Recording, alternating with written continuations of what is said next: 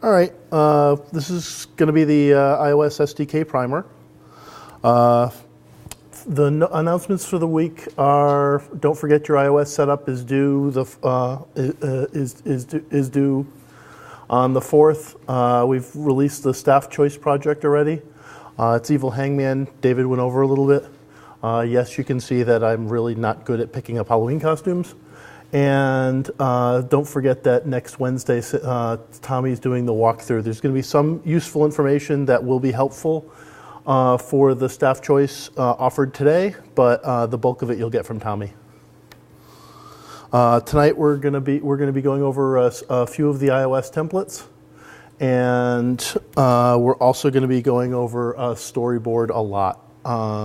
Storyboard came about in iOS 5, as David said, and it's really fantastic, especially in terms of dealing with large iOS projects, because as with any large software project, you go away for 3 months and then come back and have to support it. The refamiliarizing yourself stage of trying to figure out where all my interfaces are and how everything fits together is really a lot easier thanks to the magic of Storyboard, where you see the whole project laid out. The downside, if you've got a small monitor, it's going to drive you absolutely nuts. Storyboard is pretty much built for the big cinema displays, but we'll try to get through that as painlessly as possible. So,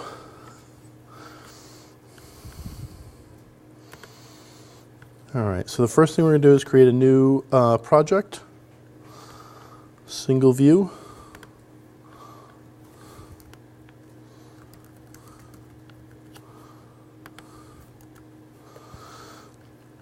All right. Unlike the examples that David did in class today, we're actually going to use Storyboard so I can explain it.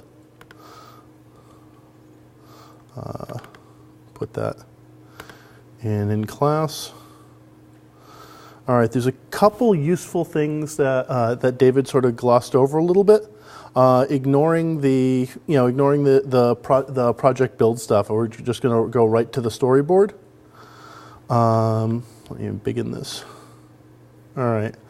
So here we've got a few things. We've got this arrow over here, which shows that this is the initial entry point for your for your app as it comes in. And any of these things can be examined from over here on the right in our inspector section. Where is the one that actually? All right, put on the view controller. There we go. This is it. There we go. View controller. One of the things that I wanted to show is right up here you can see your class. So as you create new things, it's going to use like generic UI view controller, and then you can set it to the default of the view controller of your class. This is, as you'll see over the course of this, especially useful. The other thing with this, where is it? Come on, view controller. Here it is initial view. View controller. Next week, the section's going to go over a little bit more in depth of nav controllers and table view controllers, but I'm going to go over it a little bit today. The standard single view single view application is just one view controller. One of the things that's especially useful with Storyboard is the way that you can rapidly prototype and put an app together without actually writing any code. And we're going to go over a little bit of that. First thing we're going to do is we're going to drop a Nav Controller in. First question is, what the hell is a Nav Controller? It allows you, if you've got a iOS device, if you go into contacts or email, you'll see tabled apps that you can drill down into, much like I think the simulator has one. If we go into contacts, we can create a couple.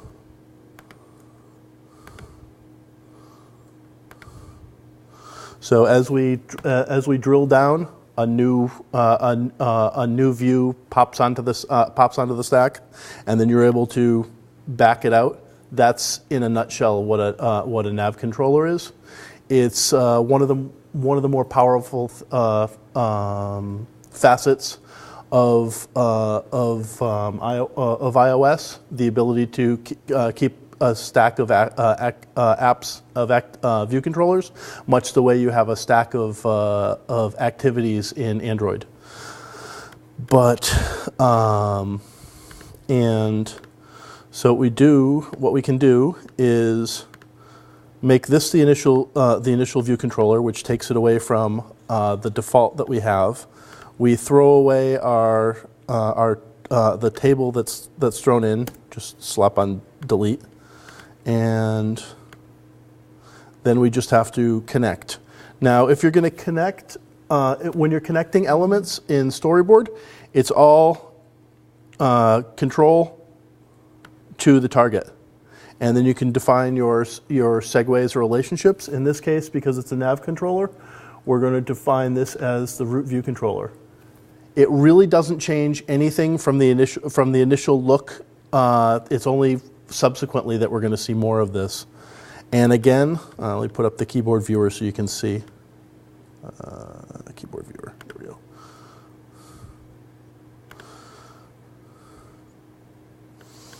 That's all done by sever the link.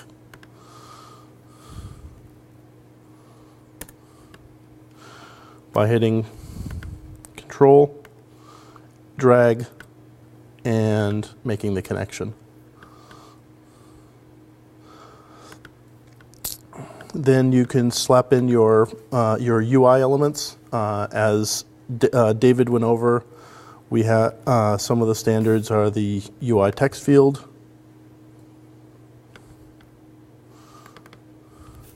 UI label,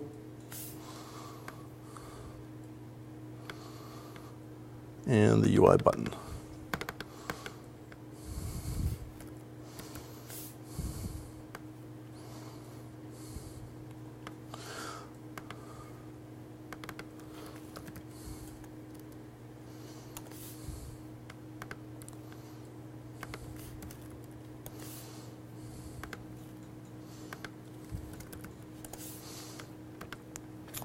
So, nothing all that difficult. We just, there we go. All we did was personalize some of these. You can see what you're doing with the inspectors. We threw up a label, centered it, slapped the name on it, text field, put in the placeholder text, which is text that you'll see before you type into it. Oh, obviously it won't do anything here in the interface builder. And same with the button. The interesting thing with a button is buttons have multiple states. There's a default state, highlighted, selected, or disabled, and you can control the title of the button with all those stages. Unlike user UI labels, you don't want to set the text directly because that's going to that will not cause it to resize to be the with the new text. And you can set up a with Storyboard, you can set up a new view controller without writing any code. So for example, if we slap in a new view controller,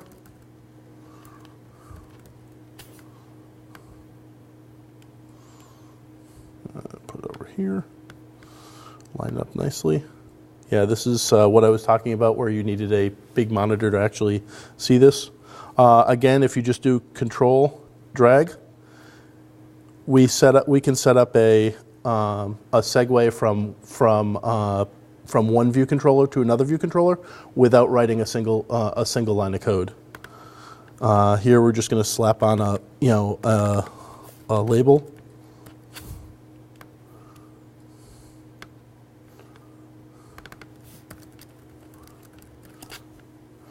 And let me embiggen this, otherwise I will get yelled at for putting something on the screen that's illegible.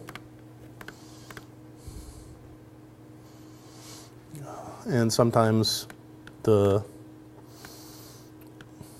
view control, the UI elements with Interface Builder are a little difficult to deal with. So we can,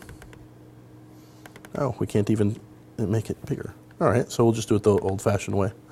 Change the width.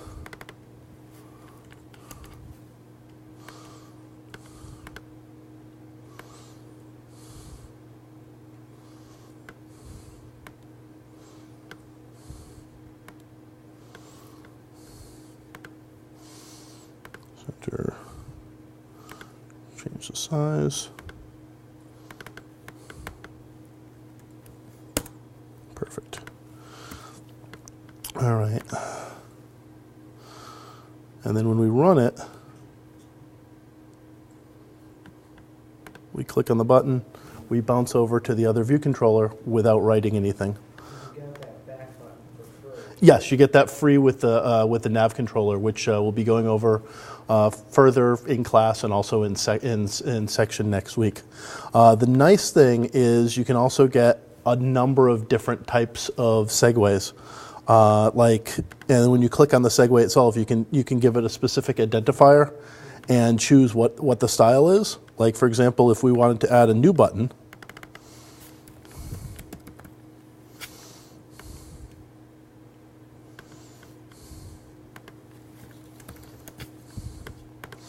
we can also connect to here, and this time make it a modal. With modal, and you'll notice there's a difference. I'm not sure if you can see that. With the two different types of segues, this is a push segue, which works with the Nav Controller. This is a modal or a pop-up segue, and any of the pop-up segues, you have different types of transitions. They can also be customized within your code, but let's just show you what one of those looks like.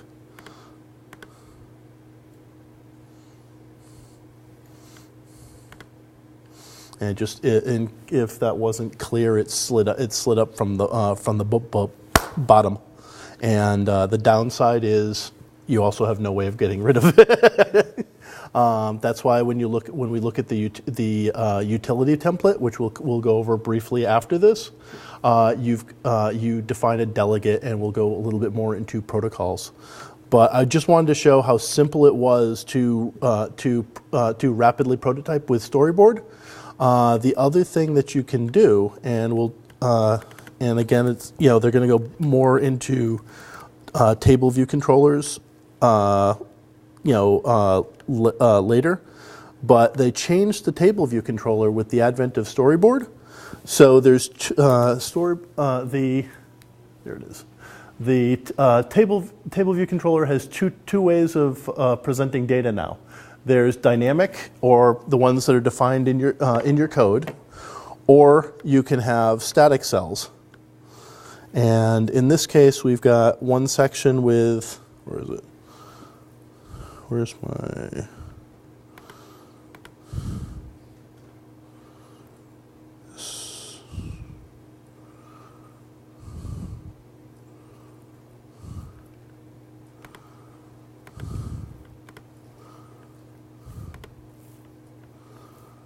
Sorry, I forgot which of the screens there was the definition for how many static cells I had.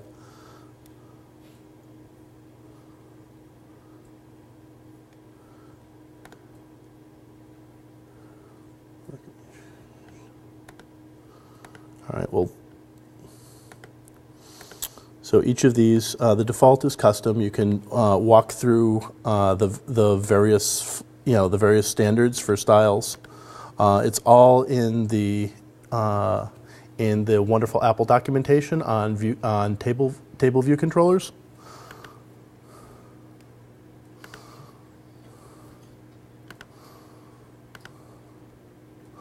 but we're just going to quickly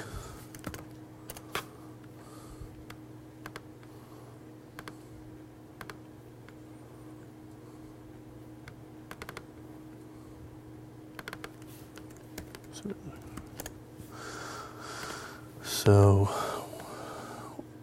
rip this off and make a connection from here to here.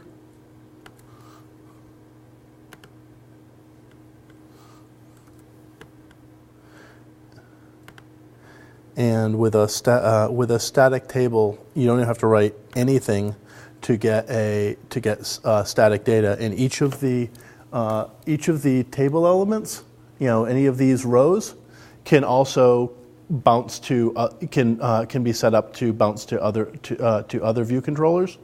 So it's again, like I said, it's for rapid prototyping. There's nothing like this. So you can work with your design people to show, okay, this is how it would look in a couple hours max for something just showing interactions and connections. And just I find at least where we work, if the designers have something in their hand that they can play with the interactions, they'll come up with a lot more interesting ways to use it than they would if they're flipping through. Sitting in meetings trying to come up with what they're going to do. But let's take a look at some of the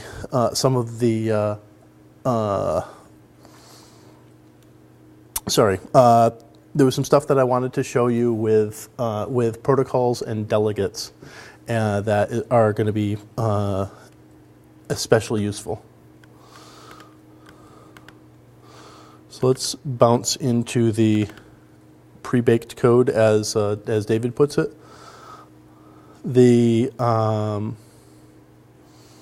me just show you what it does. And so this does nothing especially useful. It's just label, text field, a button, and what you don't see is actually a web view. And what happens behind the scenes is, well, obviously when I hit carriage return, the keyboard goes away, and then when you hit submit button, we get both all the UI elements are now disabled, so you can't click on them. And what we have is a web view that, because I turned off my internet so that I wouldn't get interrupted in class, stops my web view from actually going to the internet. So the good thing is we can obviously see that all errors then get pushed back to the website. And now let's do it again without inadvertent errors.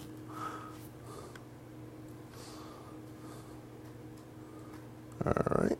In a second, I'll have a working internet connection, and all will be right with the world. There you go. Of course. Did you define the message that popped up there? No, that's what came back as an error, and we'll go over that right now, and then and this is. The question was whether I defined the error text that was put up there, and I didn't. That's the error that is returns from one of the delegate calls, and that can be customized easily. So let's walk through the code a little bit. First, I've got to make it bigger so that people in the cheap seats can see.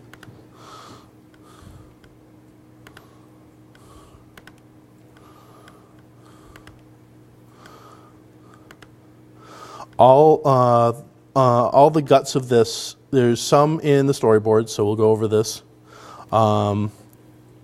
Nothing is,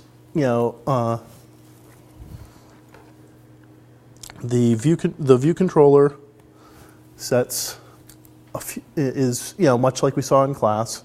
We define our UI elements with our outlets and then just point everything around. I'm going to show a forced error that is a standard mistake that a lot of people will make when they're playing with the interface builder for the first time. I know I made it several times, but we'll go over that. So one of the things, and Oops, why is this not? All right. So one of the things is when we want a UI element to have a delegate, you have to connect it. You don't get it for free, even if you've connected the element as an outlet. So as we saw in David's code, where he defined the delegate for the alert view. In my code, I have multiple protocols that I support: UI text field delegate and UI web view delegate. So both of these, you have to define the delegate, or you don't get any of the delegate functions being called. And we'll go over that briefly right now. So let's disconnect everything. So we don't want that. We'll leave the outlets. And another mistake that people often make is they accidentally set up the wrong view. So if we connect this as an outlet back to the view controller as nice. The good news is iOS, this version of the SDK fixed this problem. Because it used to be that it was really easy to disconnect your view and connect it incorrectly, because any UI element, whether it's a web view, a button, or anything, is at its root level of view. So it used to be much easier to accidentally disconnect your view and then connect it incorrectly to the wrong element if you drew that. But it looks like with 4.3.2, possibly 4.3.1, they locked that down a little bit. So the good news is it saves you from the simple error that I was going to make sure that everybody knew how to avoid. All right. So now if you've got if you forget to set up your delegates, and let's turn off Wi-Fi again. Oops.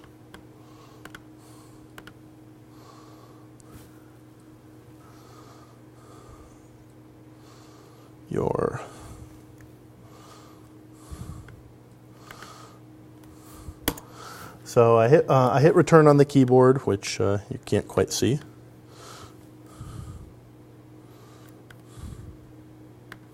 So hitting return on the keyboard, not doing anything. Oh, okay, this was cached. But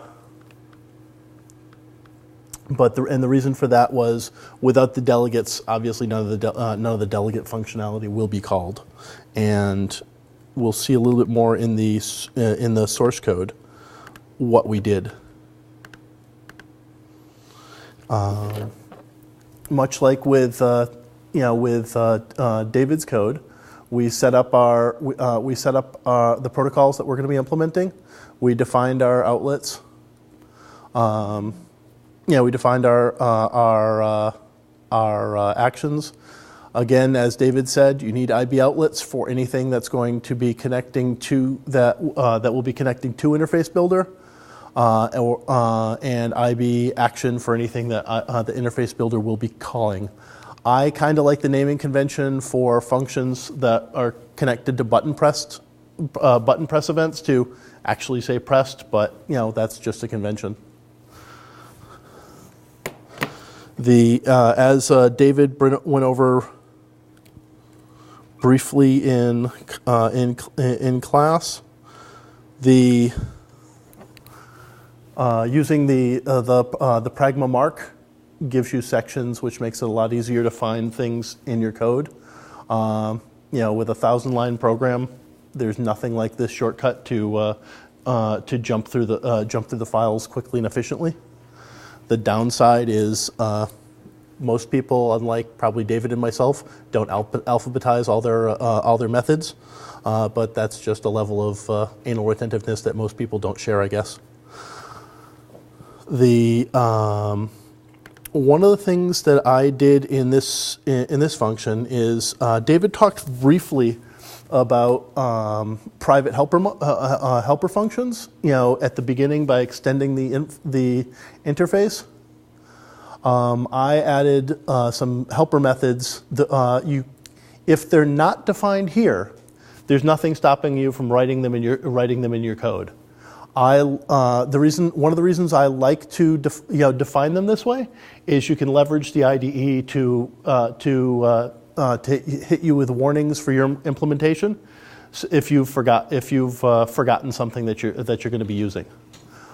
David said that these could be called from outside your program. I'd have to do some tests, but I think he might be wrong on that. I was pretty sure if you've defined something like this and they can't be seen by the outside world, you're going to get compiler errors from the IDE when you try to call them. The other thing, and David went over it, showed it briefly in class, is when you've connected things to UI elements, you get these little connection points, and if you click on them, you can see where it's connected and what it's connected to. I find that really useful to double sanity check things, especially with large projects. Because if you're playing around in the storyboard, you might have forgotten to connect something, and if it's not connected, you won't see the full circle. You'll just see a circle, as we'll see quickly here.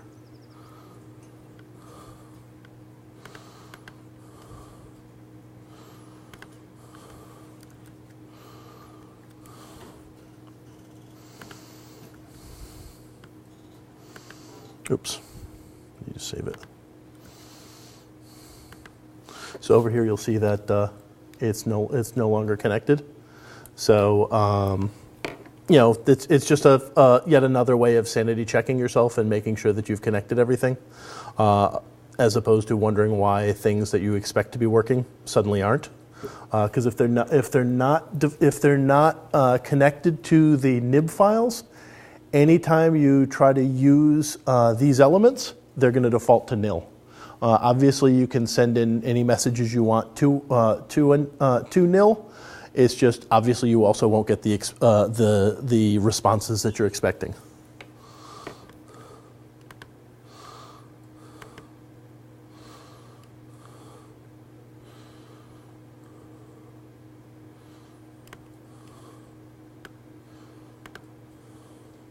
Oh, actually, perfect.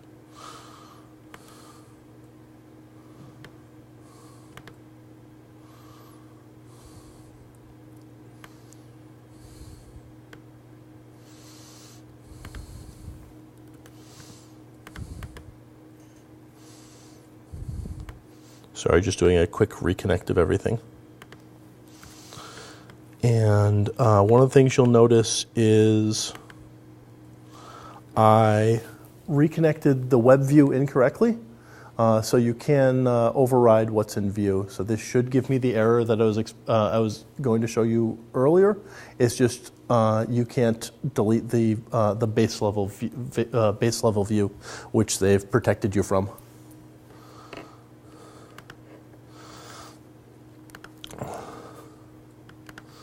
So in our view controller code,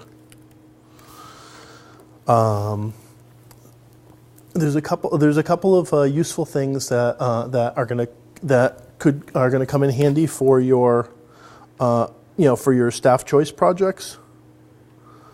One of which is the text view delegate, the text field delegate methods. If you take a look at the UI text field delegate, the documentation for that, there's a bunch of useful methods, and it points correctly, which you can use to get the data from a text field. So as you saw in David's evil hangman example, he was typing things into a UI text field, and the data was being cleared out of that. These optional protocol methods that will give you access to your UI text field, and with it from that the data that's in there, so that you can pull out your letter one letter at a time. Obviously, you also saw there's also ways to keep the keyboard up at all times, because when there's the resign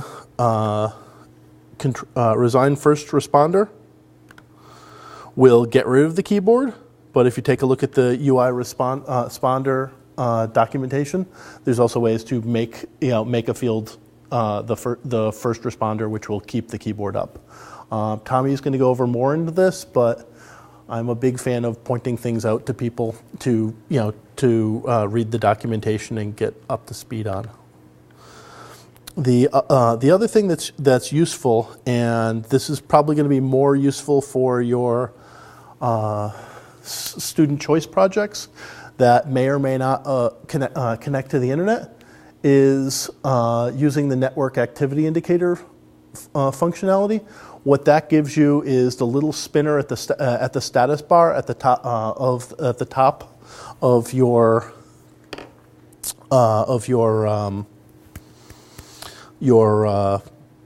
device or emulator. So we'll go back to the emulator. I'll delete the app.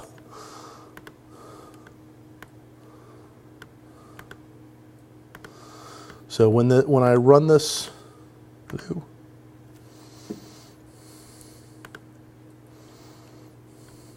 to this actually, and this is the spinning beach ball that we all love that use Apple's products.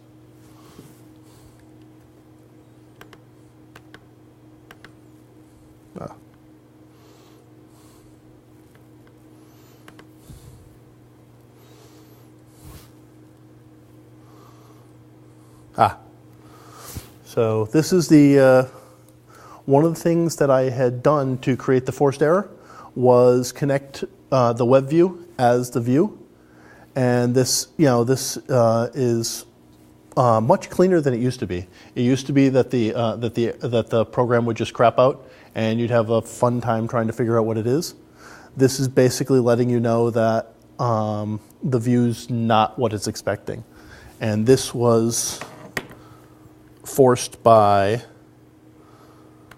making sure that the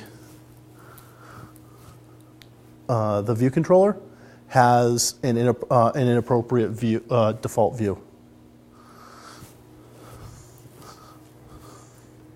So once I set that correctly,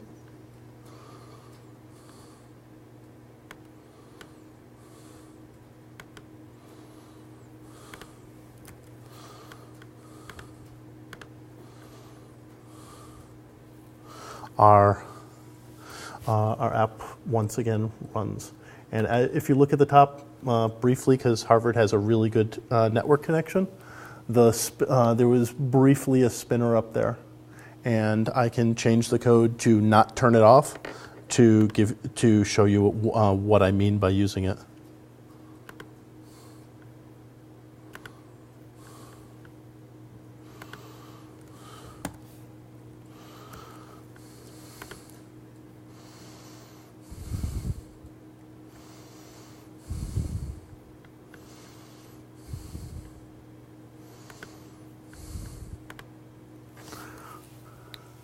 So this is basically just a quick little indicator to show that you're doing something on the with a network connection, and the standard practice is when one of your calls dies with an error or success, you stop the spinner.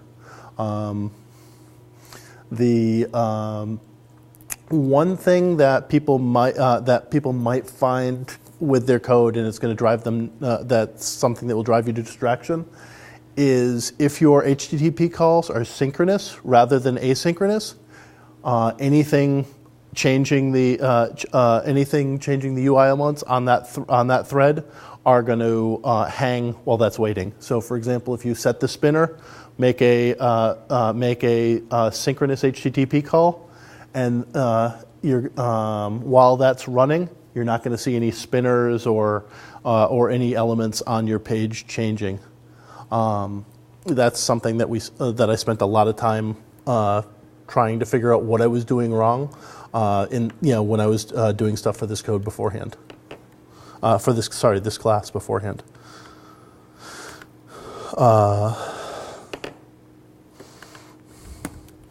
But the code which will end up on the website. The other thing I want to show is to show the question, the response to the question about the error condition.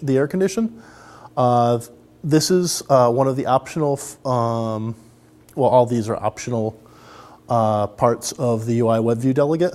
So if there's an error in the previous example was because we had no connectivity, we get the error. We can pull out the a localized description and inject that string into HTML, and then just shove that into load that right into the WebView. This is also another way if you want pretty printed text on a web page, you can just slap it into a WebView and force the HTML yourself. A couple of people I know have done, done book apps that used HTML to handle because HTML for free gives you some of the paging and formatting, etc. The other functionality that we have here is, I leveraged these optional calls just to turn on and off the printer. The spinner to give you these indications. The UI text field delegates, you can turn on and off the keyboard. One thing that's pretty much it for our single view application. The next template we're going to look at is the utility template, which gives you the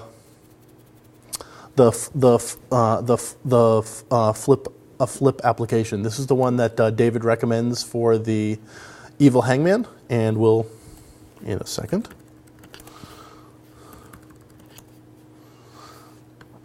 We'll take a look at that code.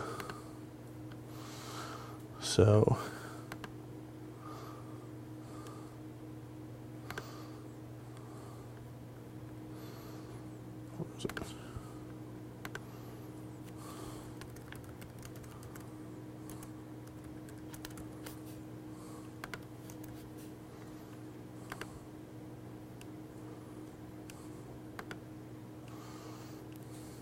So even without doing any code in this, we get some useful things.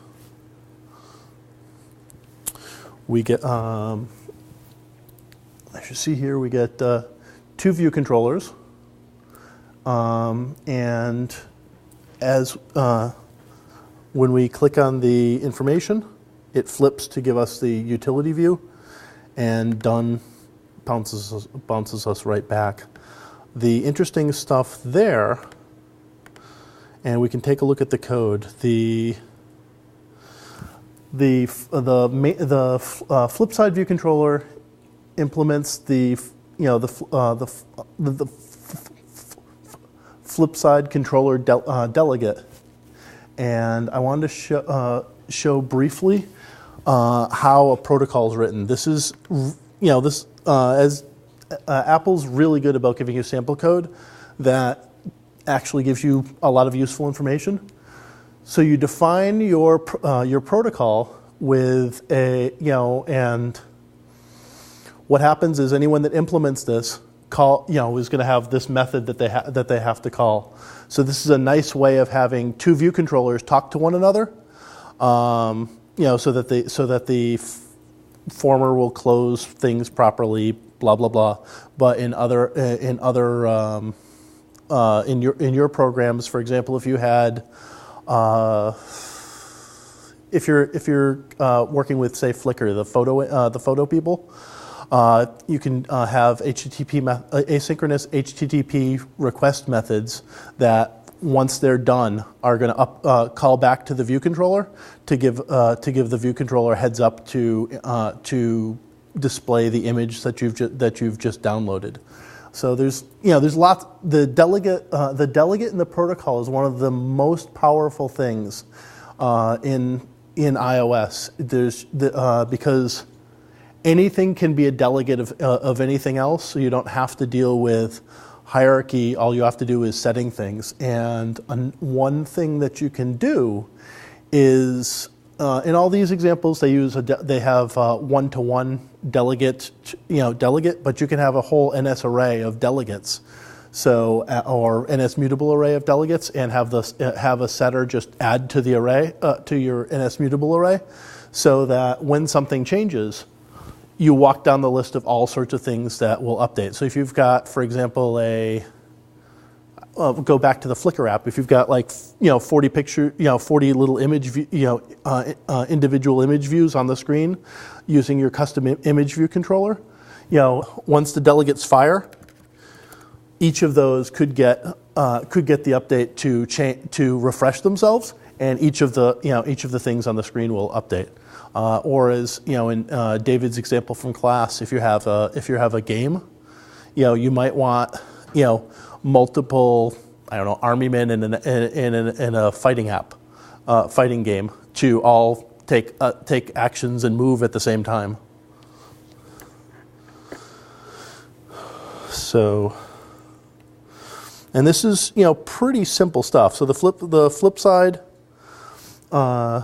All it has, just right out of the box, is a done button that, and all it does is call the delegate to say close the modal window, because as you saw when I did a modal example just using storyboards, without any code changes, once a modal's on the screen, it's on the screen. There's not much you can do with it.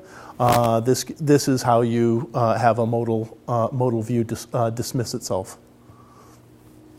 And the parent in the main view, this is simply done by calling dismiss modal view controller, and you can have it either animated or unanimated.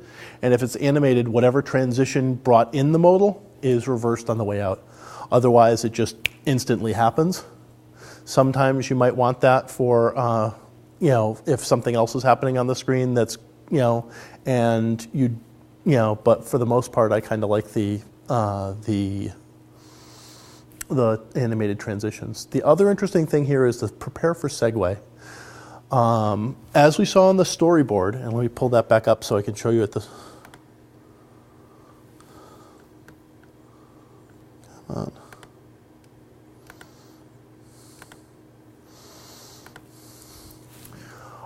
Any segue between views has a few settings. There's the identifier, which can be used in the code to choose which segue and how it's going to react to it, and the type of segue, whether it's a push in case of navigation controllers, or modal in case of any view controller, and in the case of modal, what the transitions are. And when we look at the code, we can see that in prepare for segue, you can do whatever you want. So in the case of, excuse me, please. In this case, we know that the destination view controller for show alternate supports setting the delegate. A more proper way of doing it, I would check to see whether it supported that, and that can be done this way.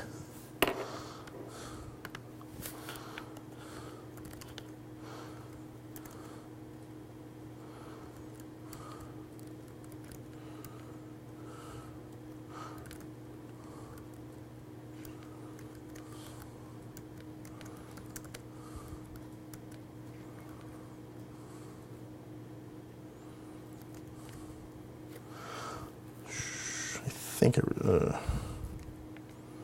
one, yep.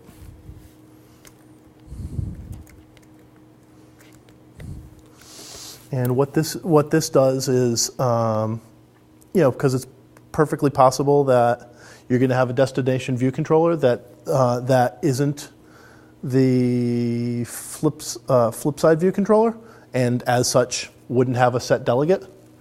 So in the case of multiple, where you've got the possibility of multiple segues, I'm a big fan of always double checking to make sure that you're either check what the view controller is, or checked whether the view controller can respond to this the selector that you're going to send. And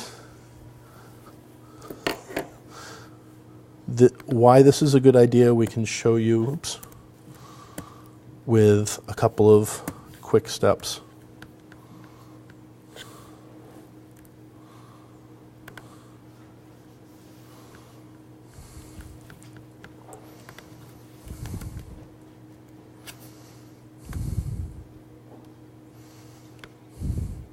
Yeah.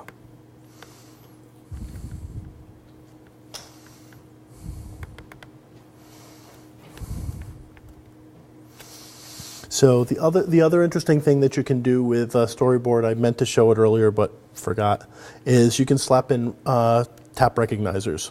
So this whole view now has a tap recognizer. Click on the tap recognizer, change it to 3 taps, and now I can segue from the tap recognizer over to a new view controller.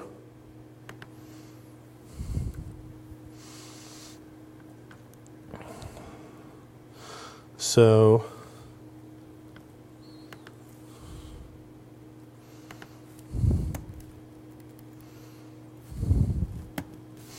all right, so now there's no protections. Set delegate just will happen for all segues.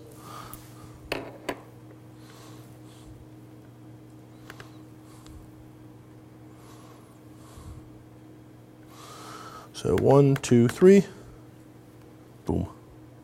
And the reason for that is not clear with the little bit on the screen, but we sent the selector set delegate to a view controller that couldn't handle it, and it threw an exception. So this is one of the reasons why I'm obviously a big fan of double checking everything to make sure it works correctly. But the other thing that showed you is, come on, thank you, is how easy it is to leverage the power of a lot of the UI elements that Apple gives you for free to handle transitions and whatnot. So setting up, you can set up. There's all sorts of gesture recognizers now. It used to be that you had to code all these by hand and guesstimate where and keep track of where everything was, where the fingers were touching on. But now there's set gesture recognizers for everything from taps and slides and swipes and pinches and zooms and the whole rigmarole, which allow you to do a lot of really interesting things. I'm sorry, did you have a question? Okay. And to go back to this to clean things up with the one if statement about whether it responds to the set delegate. Again, this is a modal that we can't get rid of, but it also doesn't blow up. And the selectors are especially useful because, as we've seen in the official protocols, as well as any protocol that we might write ourselves, there's a number of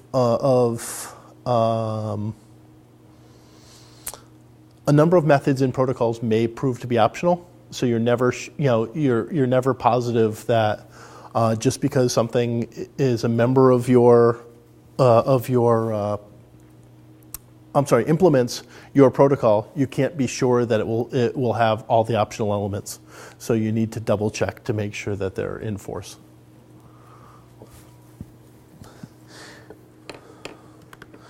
And let's take a look at the baked version of this.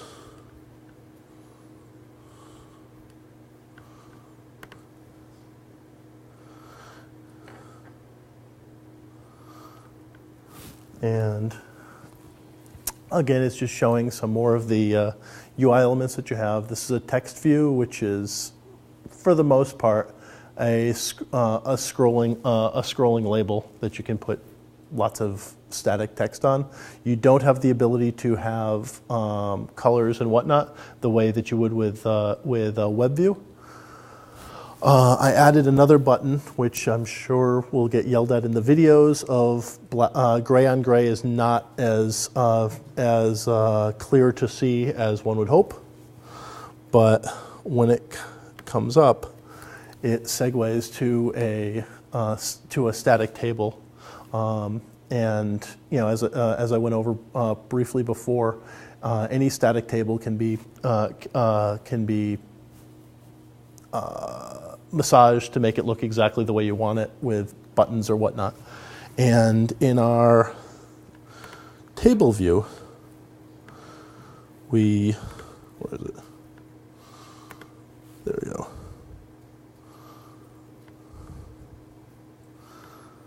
Damn it, I still can't find it. There, in this case, I'm going to blame lack of sleep last night, but inspecting the elements for the table view controller, there is a way to. Here it is. It's under table view controller. You can say how many static fields you have. Table view. Where is it? Here it is. It's under table view select section. It's right over here. And we can see that it's cut off by the screen. But if you look really close, you can see that it actually says 6. Let me move things over on the screen so we can get a video so that I will not get pummeled. So this is how you can control exactly what your static table is going to look like in terms of how many rows, whether you want headers and footers. More information on the table view will be coming up in subsequent lectures and sections, but I'm especially a big fan of the table view because it's so powerful. And the other thing that I was going to go over tonight is the making of a universal app. And it used to be if you're not using Storyboard, it used to be fairly complicated in that you had to have some special code in your app delegate to tell which one it is. But now with the advent of storyboards, it's insanely easy. So a quick project. We're just going to use a single view application. Make it universal.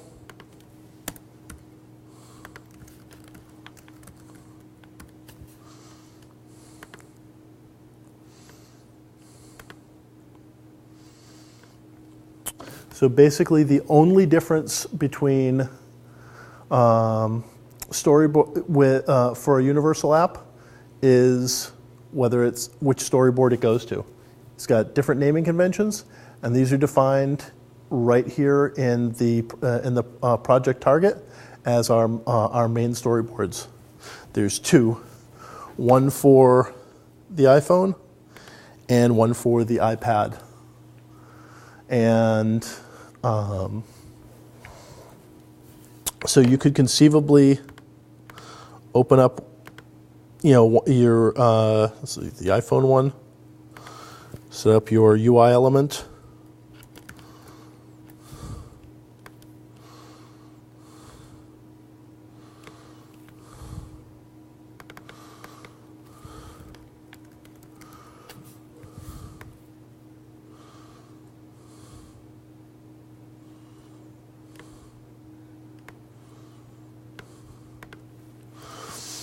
Let me change that because it's almost impossible to see that. Change the background color to maybe a nice teal, if that is teal. And then for the iPad, okay, that's way too big. Do pretty much the exact same thing. Oh, one facet of the interface builder, as we just saw, is if you shrink the storyboard so it's easy to see, you can't drop UI elements on top of it because it's no longer proportional, so you can't be sure where you're going to be putting it. So you've got to slap it back up to full size, which is yet another reason why Storyboard loves the cinema display.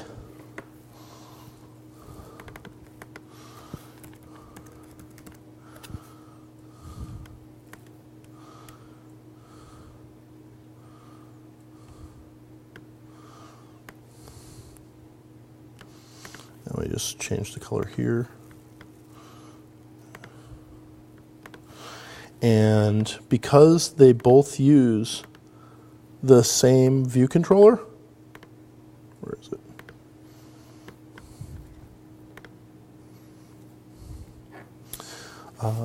Because they both use the same view controller, you can have two different storyboards with all point to the same view controller handling the two different models.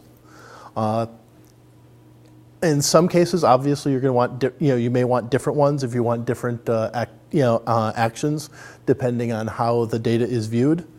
But this is one of the more powerful things that Apple's given us.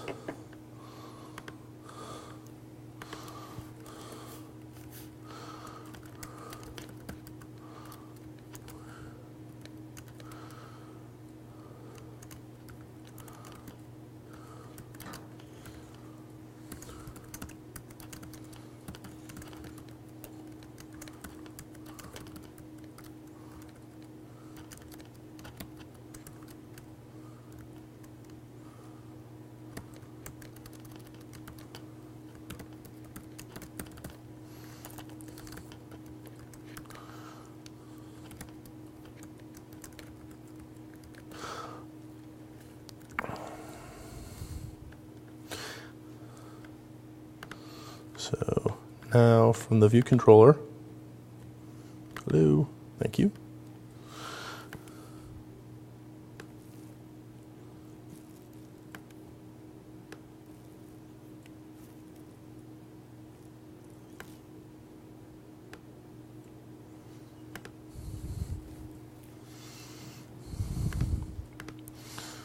Let me just change this so it actually has something useful on it.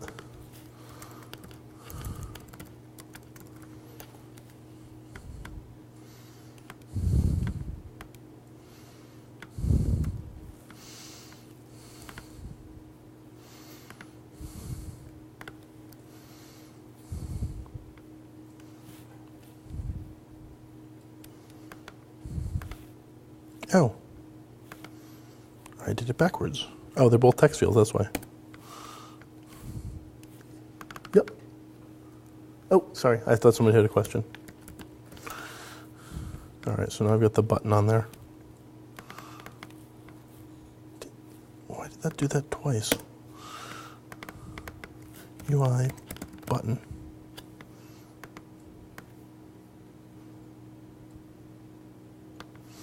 And much like we always see in this class, anytime you do a live coding demo, there's always going to be a mistake. And then basically all we're going to do is self dot.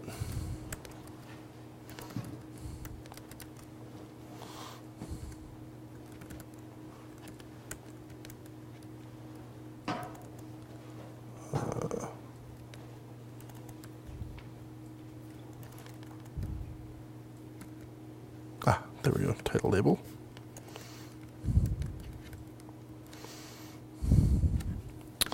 So now let's do this. We're going to do this twice.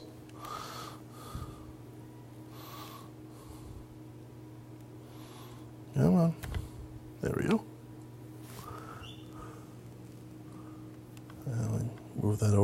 so people can see it.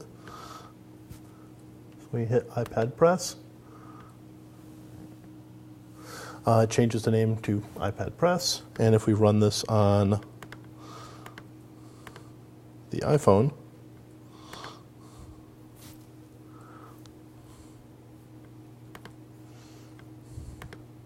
we get iPhone press.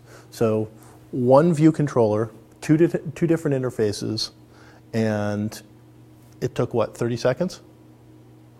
The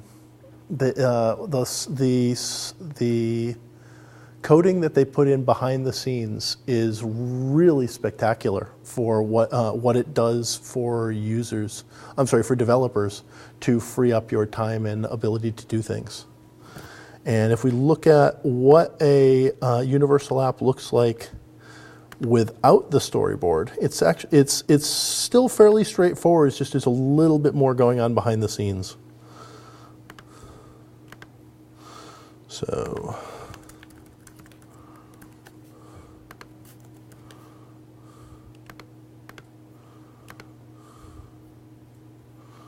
yeah, that works.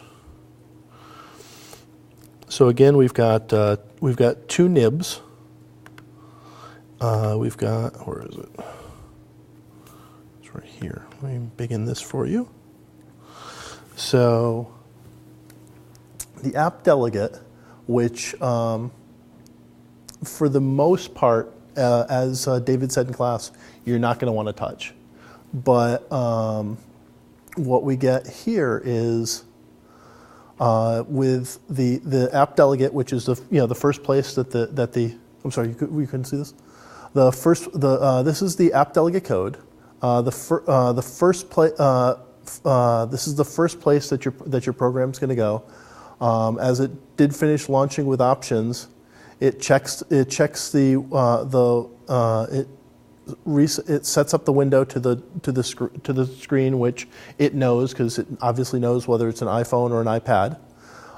It checks to see whether what the user interface idiom is, and that will just do some of the famous hand waving for what that means. But if we looked into what the user interface idiom, I'm pretty sure we're going to have three flavors of iOS devices. There's the iPad, the iPhone, or the Apple TV at the moment, and then the proper nib file is called and expanded. And then from there, it's similar to what we did with the storyboard. All we have to do is set our elements in our nib files, and then connect them to our view controller. So once again, we can have one view controller dealing with two separate nib files. Because the view controller doesn't care if two places look at it. All it worries about is the one that's on the screen at any given time. And that's all handled by, in this case, with nib name, and in our previous case, this was all done with our storyboard defining. The storyboard does the same work that we see here with nib name. It basically pulls out the views from behind the scenes and unpacks them. Because if you actually look at what a nib file is in your terminal, much like the app or a bundle, it's actually a directory of files, and inside there you're going to find XML files that you're never ever going to hand edit, that actually keep track of where things are on the screen, and et cetera, et cetera. So that's pretty much it in a nutshell for some of the stuff I wanted to go over tonight. Obviously, the big thing is when you're playing with the interface builder, take a look at the different objects. There's plenty of example code and documentation on each of the different UI elements and how to use them. We went over a few of the ones that are pretty much the standard ones you're going to be using: text fields, web views,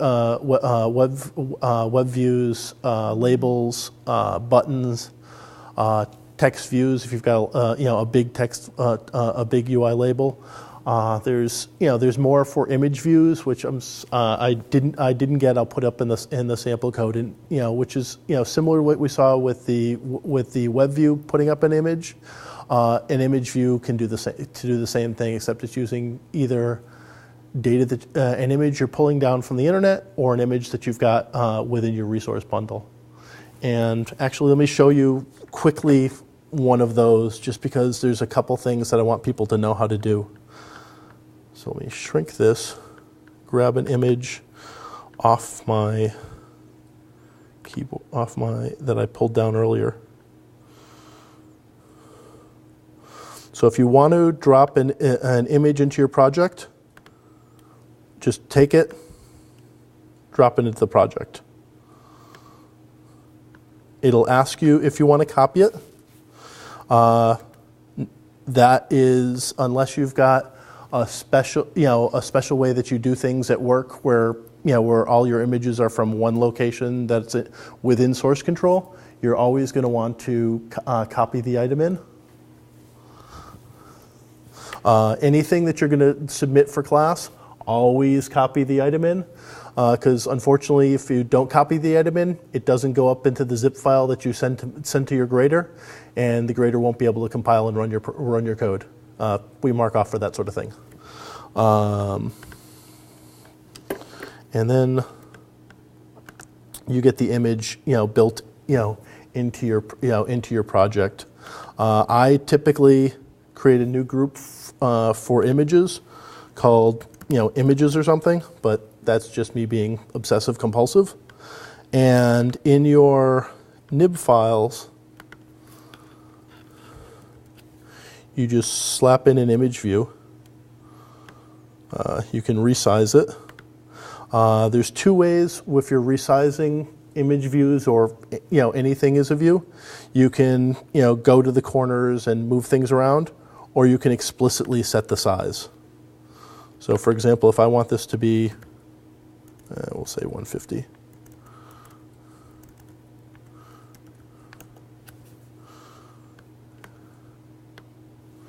All right. Then with once an image is part of your project, you can just select it and it'll fit in. Here, the modes are, I'll leave these as an exercise to play with yourself. You can choose what you want the image to do based off of its full size to fit within the small, possibly small window that you have, or big window. So if, and that's pretty much how image views work. I just wanted to briefly go over them just because I can't imagine that people's student choice projects or even the staff choice project for the windscreen, you're not going to want to put up an image or something to illustrate how things are to illustrate certain conditions, whether success or failure conditions for the state of play in the game. And that's it for this week. I'm sure there's going to be a lot more coming up next week. If people have questions with iOS, don't hesitate to use the forums. Email your TF or ask. And one thing that not a lot of people did for the Android section, if you're feeling a little overwhelmed, it should be possible to ask for office hours from your TF, or ask for office hours on the forum, and ATF might be able to help you. Just because this class goes really fast, and it's really easy to get overwhelmed and feel that it's your fault. And there is extra help available for people, and we're happy to give it. That's it.